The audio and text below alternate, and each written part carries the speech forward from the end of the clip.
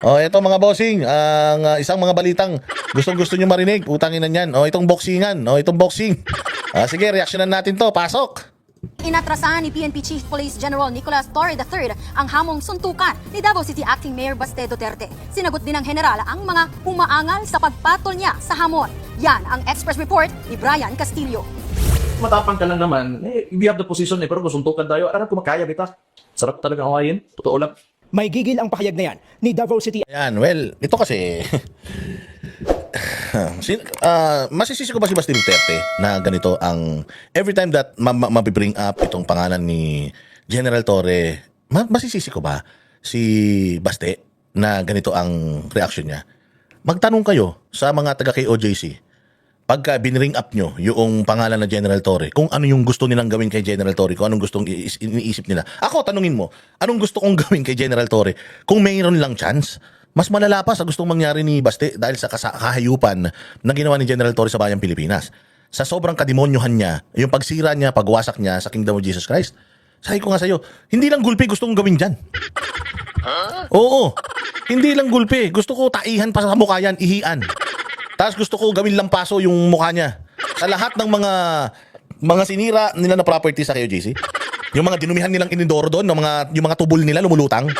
Yung titigas ng mga tae ng mga pulis na hindi na lumubog doon sa inidoro ng KOJC. Gusto kong ipakain lahat sa kanya yan. Hamunin niya ako, sige boss dada, ipakain mo sa akin. Putang ina, ipapakain ko talaga sa kanya yan. Hahalukayin ko kung saan man nila tinapon yung mga tubol na hindi lumbog na tae dyan sa KOJC compound para lang makabawi sa kademonyohan nito. Ganun. So kung ako, bugbugan, putang ina, kakagating ko yung mukha ni Torre, ngunguyain ko, lulunukin ko. Kahit ayaw ko, kahit mapait. I mean, it's a figure of speech. Ganun ako kagalit sa kanya, sa ginawa niya. Not sa kanya as a person, but sa mga ginawa niya. So itong mga statement ni Baste Duterte na to, na gusto kitang gulpi, putang ina, gulpi nga lang. Kung ako nga ito, putya, baka makasuhan pa ako kung sasabihin ko kung anong gusto kong gawin sa kanya eh.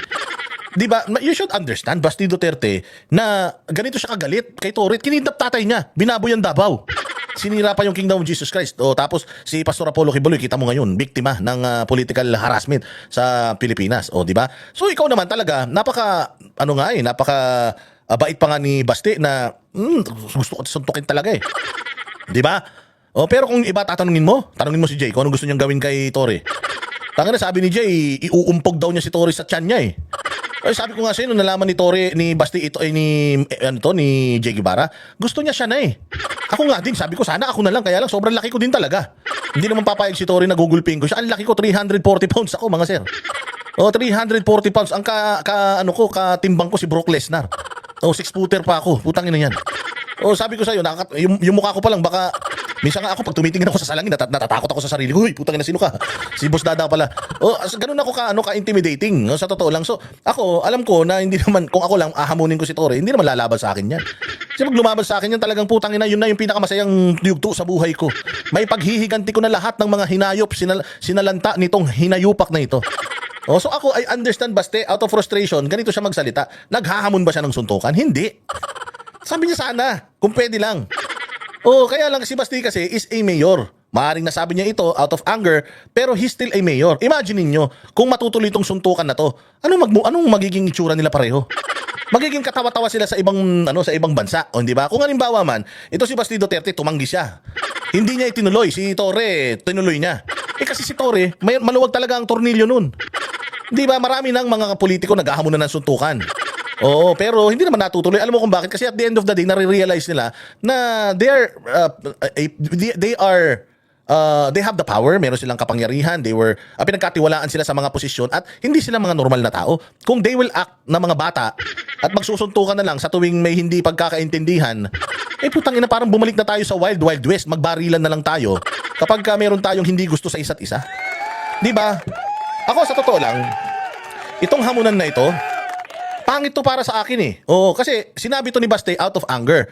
Na naku, putang ina, pag nagsuntukan tayo, talaga gigil eh. Ngayon ito naman si Torre dahil putas sabik sa karangyaan, sabik sa clout. Kita mo, imbis na tumutulong sa mga nasalanta ng bagyo, anong ginagawa? Putang ina, nandoon lahat ng media, pinapanood siya mag-boxing. Pinapanood siya mag-push up kahit di naman siya marunong mag-push up. Tangina niya nagja-jogging sa ulan. Ganyan kahayok. Ganyan kahayok sa media, ganyan kahayok sa pansin. Yan si General Torre. Tingnan nyo si yung alalay niyang may nunal dito na tomboy. Si General pangal nun? Yung putangin na yung spokesperson ng PNP. Tingnan mo hanggang sa pagtitraining ni Torre, nandoon siya nakatayo. Putangin na, wala ba kayo trabaho sa PNP? Ha? Lahat kayo nandiyan dyan nanonood ng training. Wala bang mga kriminal? Walang mga drugs? Anak ng tinapay kayo? Dami-daming problema ng Pilipinas eh.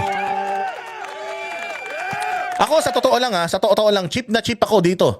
Imaginein mo, pag napanood tayo sa ibang bansa, ano sasabihin? Aba, magsusuntukan na yung mayor at saka yung chief of police ng Pilipinas. Putang ina, nakakahiya na nga tayo, meron tayong presidenteng tanga eh. Tapos meron pa tayong mayor at saka chief ng PNP, chief ng police na magsusuntukan. Hindi naman magkamatch, bubugbugin ni Basti talaga yan. Sa totoo lang, pwedeng opportunity to para kay Basti para makabawi sa tatay niya. Sa ginawa mo sa tatay ko, makabawi ako sa iyo. Ito na yung pagkakataon. Kaya lang, mas namumuno kay mas nananaig kay Basti Duterte, yung pagiging mayor niya. Putang ina, nakakahiya yung mga taga Davao kung lalabanan niya to si Torre. At kung ito si Torre mabugbog niya, anong bragging rights meron ka? Na pagtanggol mo yung tatay, nasaktan mo siya, nakaganti ka sa tatay mo, napauwi ba nun yung tatay mo? Hindi naman. So kung lalabanan ko siya, anong makukuha ko? Mapapahiya yung bayan ko, mawawala ang respeto ng mga kababayan ko sa akin. Kasi hindi naman yan gawain ng mayor eh. Siguro kung hindi mayor si Baste, baka bukas na bukas din. Magsuntukan sila niyan. Kaya lang mayor si Baste eh. So para sa akin, tama yung hindi paglaban ni Basti dito kay kay Torre. Bakit siya naghahamon kasi, Boss Dada? Gago ka pala eh. Yung tatay mo kinidnap, dinala sa ibang bansa, matanda na, baka doon na mamatay. Okay ka pa? Natural magagalit ka, natural tao ka, magbe-burst yung yung emotions mo. Pero mali ba 'yon? Hindi. Kasi you're just making people or you're just letting people know that you're still human. Na nararamdaman mo yung galit, hindi ba? So, si Basti Duterte is within his rights para sabihin ito. Tanga yung PNP chief eh.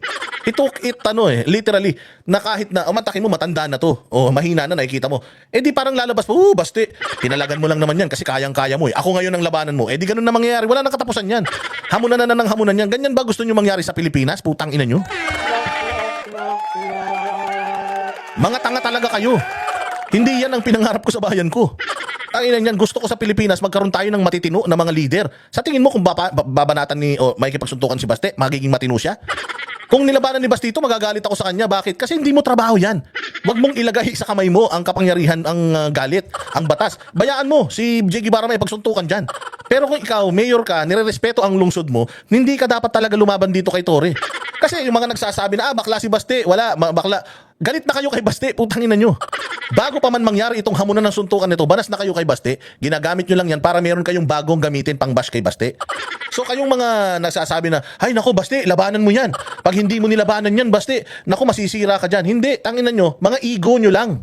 Yung finifeed ninyo at isinusubo nyo si Baste para sa mga ego ninyo. Kayo pala gustong bumugbog kay Torre. Di kayo bumugbog kay Torre. Bakit nyo ipapasa kay Basti yung burden? Respetado yan. Dapat nire-respeto yan ng mga tao yan. At kung bugbugin niya si Torre, magmumukha pa siyang walang respeto. Bakit? Ang tanda-tanda na, binugbog mo pa, hindi naman kayo match. Gamit ng utak. Ha? Gamit ng utak. Hindi dapat talaga patulan ni Basti Duterte ito. At kung sabihin man ng tao na bakla si Baste, takot si Baste, tangin na, tingnan nyo naman, kayang-kaya niyang gulpihin si Torre. But the right thing to do is hindi patulan yung katarantaduhan nito ni Torre. Maluwag ang tornilyo niyan. Sinong gago nasa posisyon, nagagamitin mo yung nangyari sa Pilipinas na kalamidad para lang sumikat ka. Narcissist ang punyeta. Yan yun. Tawagin nyo ng bakla si Baste all you want. Pero para sa akin, bilib ako kay Baste kung hindi matutuloy itong laban na ito. Bakit? Kasi hindi naman yan trabaho ng isang mayor. Tsaka, pucha, bayaan mo na ng Diyos ang gumanti sa mga yan. Ang gaba, dili magsaba. Lahat ng mga ginawang kahayupan nitong mga kupal na ito, babalik yan sa kanila. Hindi na kailangan madaliin, bugbugin. No-brainer yun. Baste will win. Baste will win. Pero gagamitin lang siya ni Torre para mas sumikat si Torre. Baka maging senador pa yan balang araw. Gusto niyo ba magkaroon ng senador na ganyan parang may tama sa utak? Imbis na kinukumbinse yung presidente natin magpa-hair follicle test, puta boxing. Hindi ba? Ano magsabi ni Baste? Alam mo, ulitin natin yung sinabi ni Baste. Ulitin natin. Season pero kung suntukan tayo, aram ko makaya bita. Kung suntukan tayo, kaya kita. Anong sinasabi ni Baste? Kaya kita. Kaya ba ni Baste si Torre? Nakita nyo nga yung gunggong mag-push up, putangin lang yan. Yung gumagano na lang, parang kumakanjot na lang ang hayop. Lakas pa nito, 30 plus lang to, surfer. nagmumuay thai, nagbaboxing, nagbabasketball, nagji-gym. Active tong mamang to, 6-footer to. Putangin na yan. Paano mananalo si Tory dito? Hindi abot na suntok ni Tory dito. Sabi ni Baste, kaya kita. Hinamon niya ba na suntukan? Kung magsusuntukan tayo, kaya kita. Eh inamin na rin naman ni Tory na mahina na ako sumuntok, pero sige lang. Oh, so, I mean, ano pa pagtatalunan natin? Tama lang. Baste, wag kang lumaban. Pasisikatin mo lang yan. Mantakin mo. Pupunta ka ron. Ready ka. Tapos, masusuntok mo siya. Baka ikamatay niya pa yan. Putangin na yan. Kasalanan mo pa. Baka ikakulong mo pa yan. Wala naman kayong pipirmahan na waiver eh. Na pag namatay siya, hindi ako makukulong. Wala naman ganun. Baka nga mamaya, gamitin pa nila yan sa'yo eh. Sinaktan mo yung pulis namin. Daming pulis doon. Hulihin ka eh. O, hindi ba? Siya nagsiset ng parameter. Siya nagsiset ng rules eh. Di ba? O dapat, kung quid pro quo, sabi nga, kung meron siyang rule o meron siyang demand, meron din akong demand. Oh, kung ayaw mo ibigay yung demand ko, wag na. Oh, pero regardless, may demand o wala, ako, para sa akin, Baste, wag. Walang kwenta to. Wala kang mahihita rito. Alam namin hindi mananalo sa iyo ito. At alam namin yung gigil mo, dahil sa mga ginawa niyang kahayupan. Pero hindi naman kasi yun ang paraan para mapanagot natin si Duterte. Para mapanagot natin si Torre sa lahat ng kahayupang ginawa niya sa Pilipinas. May korte eh. Merong mga paraang legal para magawa natin yan. Doon tayo mag-focus. Yun ang atupagin natin kaysa boxing.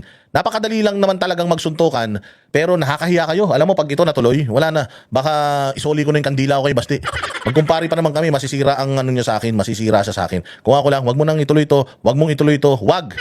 Sayang ang kapugian mo, sira na mukha niya ni Torre, pati buhay niyan. Pagtapos ng PNP chip ng kupal na yan, alam naman niya yung matatapos yung kanyang pagiging PNP chip at magiging ordinaryong tao na lang siya na walang kwenta sa buhay.